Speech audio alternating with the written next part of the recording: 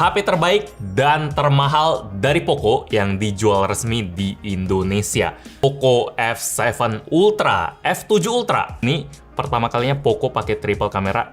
Mungkin itu arti dari ultranya, arti dari harganya yang mahal, bedanya di sana. Sip, jadi ini adalah penampilan paling awal dari Poco F7 Ultra atau F7 Ultra. HP mahal yang tetap punya karakter khas Poco. Format kenceng, pakai chipset the best, storage luber-luber, RAM-nya segudang, ada tambahan chip tadi yang bikin performanya lebih mulus pakai interpolasi dan tuning-tuning software. Kalau cari Snapdragon 8 Elite paling murah, HP ini emang jawabannya. Nggak ada yang lebih murah dari HP ini.